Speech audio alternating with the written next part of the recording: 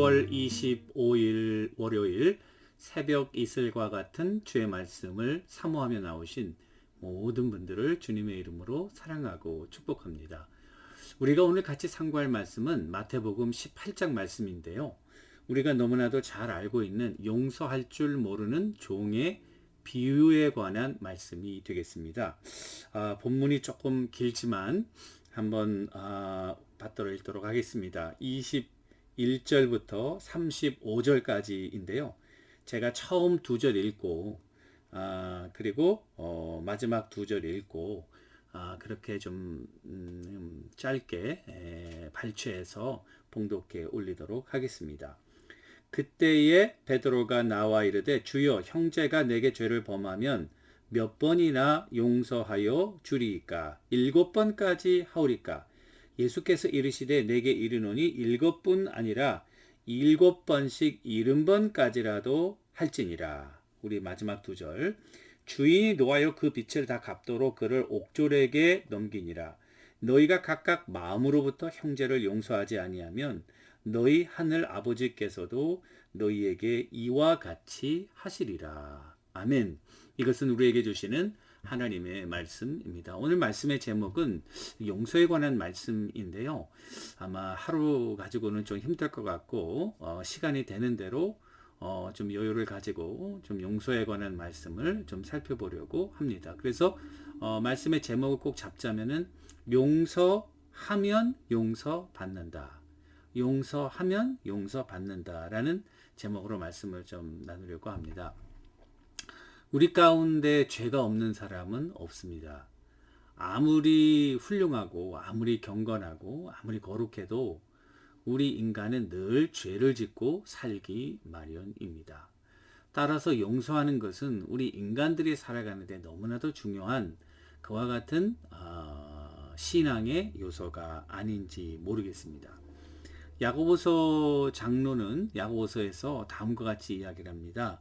우리가 다 실수가 많으니 만일 말의 실수가 없는 자라면 곧 온전한 사람이라. 그러니까 우리가 말로 실수 굉장히 많이 하죠. 그렇지만 사실 말로만 실수합니까? 마음으로 죄를 짓죠.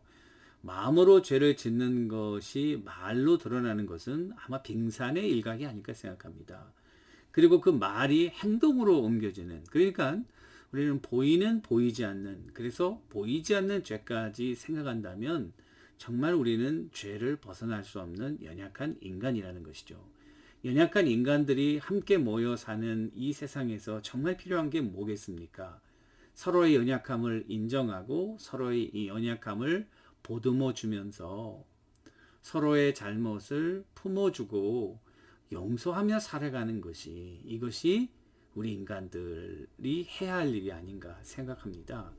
만일 가정에 용서가 없다고 생각해 보세요. 아이들이 잘못했어요. 부모가 용서를 안 하는 거예요. 여러분, 부모와 자녀 관계가 어떻게 되겠습니까? 가정이 지상 천국인데요. 용서하지 못한 가정은 참으로 언컴포터블한 그런 낯선 곳이 되지 않겠습니까? 또 부모가 잘못한 경우도 있죠, 여러분. 자녀들이 부모를 용서 안 하는 거예요. 그러면 어떻게 되겠어요? 여러분들과 우리가 친구 사이에 잘못하죠. 원해서 또는 의도하지 않게 잘못할 경우가 있습니다. 그런데 그걸 용서하지 못한다면 우리는 친구들과 담을 쌓고 혼자 고립되어서 외로움에 떨며 인생을 마치게 될 수밖에 없는 그런 것이죠. 자, 그런 의미에서 우리는 용서하는 법을 배우고 우리는 용서하는 법을 실천하며 살아가야 된다고 저는 확신합니다. 요즘 우리가 잘 못하는 것 중에 초대교회가 했던 것 중에 하나는, 여러분 야고보서 5장에 보면 너희의 죄를 서로 고하고 라는 말이 있습니다. 야고보서 5장인데요. 이거 참 놀라운 일이에요. 우리가 잘못한 일이 있을 때에 서로 간에 이 잘못한다는 것은 물론 한 사람이 100% 잘못할 수도 있겠지만 대부분 그렇습니까? 양자가 잘못할 경우가 많죠. 내가 잘못하니까 이 사람이 거기에 대해서 또 잘못하고 이게 사실은 이게요. 누가 잘못은 했지만은 그 잘못하도록 원인 제공한 것까지 생각하면 우리는 서로가 서로에게 잘못을 고하는, 그 1907년도 평양 대부흥 운동이 일어날 때 그 장대현 교회에서 여러분 이제 죄를 고백하는 죄를 고백하는 길선주 목사의 그 놀라운 그 시도가 성령의 불길을 당겼고 그것으로 말미암아 우리 한반도가 뒤집혀지는 그런 놀라운 역사가 일어났다는 거죠. 서로의 잘못을 고하고 자기 친구가 자기에게 맡긴 그 돈을 자기가 띄어먹은 그냥 교회 장로로서 이게 얼마나 창피한 일입니까? 그런데 그거를 고백을 한 거예요. 그때 모든 사람들이 자기의 잘못을 고백하게 되고 그날은 정말 선교사님의 그런 선교 보고에 따르면 초대교회의 그런 마가의 다락방 이상의 성령의 역사가 일어났다고 기록하는 것을 우리들이 볼 수 있습니다. 죄는 늘 결과가 있습니다. 그래서 죄의 삭은 사망인데요. 아담과 하와가 죄를 범하니까 하나님이 두려움의 대상이 되었죠. 그리고 사랑하는 아내가 자기로 넘어지게 하는 그와 같은 걸림돌로 그래서 비난하는 그런 모습이 나오죠. 심지어는 우리가 땅을 딛고 사는 이 땅도 저주를 받아서 이렇게 소산물을 내지 않는 그런, 그러니까 하나님과의 관계가 깨지니까 인간과의 관계가 깨지고 인간과의 관계가 깨지니까 이 자연과의 관계도 깨져서 인간은 정말 고립된 그와 같은 비참한 존재로 전락하고 말았다는 것입니다. 그래서 사실은 우리가 죄를 짓지 않으면 제일 좋죠. 죄를 짓지 않으면, 죄라고 하는 것은 제가 별명을 붙였어요. RT, Relationship Terminator. relationship을 terminate 하는 RT, 혹은 Relationship Terrorist, relationship을 횡포하는 그와 같은 테러리스트와 같은 그런 아주 잔인한, 그래서 우리가 사실은 가능한 한 죄를 짓지 않는 것이 가장 좋죠. 그러나 죄를 지었을 때 서로 용서하는 것이, 이것이 우리가 해야 할 일이 아닌가. 그래서 기독교는 그렇게 보면은 하나님께서 자기 아들을 보내셔서 죄로 말미암아 단절됐던 우리 관계를 화목시키는, 그러니까 우리 기독교는 어떻게 보면은 용서의 종교라고 볼 수 있어요. 하나님께서 자기 아들을 왜 보내셨을까? 우리를 구원하시기 위해서 보내신 거죠. 왜 구원하시려고 했습니까? 죄로 말미암아 하나님과의 관계가 파괴되었기 때문에 그런 것이죠. 그러니까 그리스도를 통해서 우리의 죄를 용서하시는 거죠. 하나님께서 우리의 죄를 기억도 안 하시겠다는 거예요. 이미 자기 아들로 하여금 죄를 다 치렀기 때문에, 죄를 치르고 아들이 고귀한 피를 흘렸는데 거기에 대해서 또 죄를 묻는다는 것은 이거는 난센스예요. 그 죄를 대속해서 돌아가신 예수님에 대한 모독이 될 수 있어요. 그러니까 하나님은 우리의 죄를 기억도 안 하시는 거예요. 그렇다면 여러분들과 나도 서로 용서하는 법을 배워야 되지 않겠나. 우리 주기도문에 보면은 우리가 우리에게 죄 지은 자를 사하여 준 것 같이 우리 죄를 사하여 주옵시고, 그러니까 우리가 우리에게 죄 지은 자를 사하여 준 것처럼 우리도 우리의 죄를 사해 달라. 그럼 우리가 우리에게 죄 지은 자를 용서 안 하면 하나님 앞에 우리도 죄 용서를 받을 수 없다는 그와 같은 전제가 거기 들어있다는 사실이죠. 그러니까 우리가 용서를 해야 되는 거죠. 그런데 우리가 용서할 때 어떻게 용서하냐면은 사실은 용서가 아니라 마치 용서한 것처럼 우리의 마음을 이렇게 가리우는, 그죠? 그리고 나서 또 잘못하면은 과거에 용서한 것까지 다 이제 낱낱이 생각하는. 그 사실은 용서한 것이 아니죠. 용서했다고 하는 것은 forgive 한 것은 forget. 이게 forgive라는 말과 forget이라는 말이 어원이 같아요. 용서한다는 말은 잊어버린다는 말과 어원이 같다는 말입니다. 내가 용서했다고 그러면서 용서한 척하고 그 사람하고 다 용서하고 한 적 속에서는 너 그때 나한테 이런 잘못을 했지 그러면서 계속 그걸 생각하는 거예요.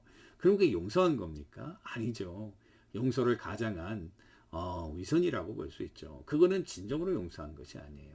오늘 주님께서 뭐라 그러면 내가 만일 내 형제를 각각 마음으로부터 용서하지 아니하면 마음 중심으로부터 용서해야 된다는 거예요. 어, 여러분들과 내가 그 용서에 그래서 이 용서도요 우리가 훈련도 한다는 사실입니다. 심리학자들의 연구 보니까 3개월 동안 독립된 연구를 했는데요. 그 연구 대상으로 첫째는 대학생, 둘째는 나이 든 할머니, 그리고 어린이였대요. 그리고 심리학자들이 한 일은 오직 그들로 하여금 자기에게 해를 가한 그런 자들을 일정한 상담과 방법을 통해서 용서하는 법을 배우게 하는 거예요.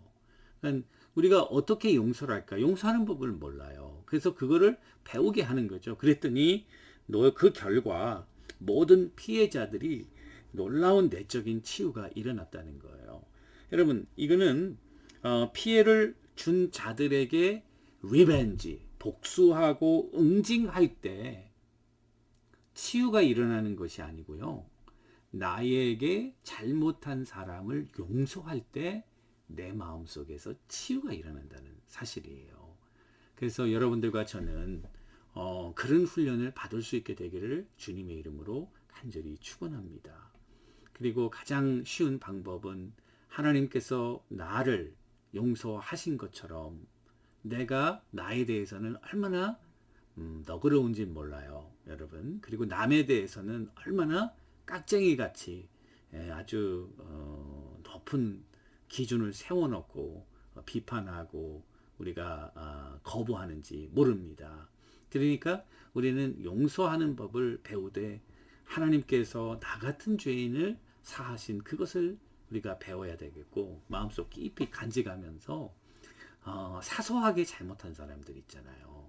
그거부터 하나씩 하나씩 용서해 나가는 거예요. 자, 목사님, 잘못한 사람이 용서도 빌지 않는데 무슨 용서를 합니까? 참, 이거는 좀 다른 문제예요. 잘못한 사람이 잘못도 안 했는데 자기가 용서를 할 수는 없죠. 그거는 또 다른 문제이니까 우리가 지금 다룰 수는 없지만은, 그러나 나에게 잘못한 자가 정말 진심으로 와서 자기의 잘못을 뉘우치고 용서를 구할 때는 70번 아니라 70번씩 7번이라도 무한정 용서하라는 것이 오늘의 말씀의 핵심이고, 용서할 때는 마음 중심으로부터 용서하고, 마음 중심으로부터 용서한다는 것은 바로 그 죄를 잊어버린다는 것을 의미한다는 사실입니다. 여러분들과 내가 가정에서 용서가 만약에 우리가 실천한다면 아마 가정이 놀라운 천국으로 변하지 않을까. 우리 자녀들을 용서하고 부모들을 용서하고 친구들을 용서한다면 아름다운 우정이 회복되고 내 안에서 놀라운 치유가 일어난다는 사실입니다. 사랑하는 성도 여러분, 용서하는 자가 용서받는다는 사실을 꼭 깨닫고 우리는 용서를 실천하는 여러분들과 제가 되기를 주님의 이름으로 간절히 축원합니다. 기도하겠습니다.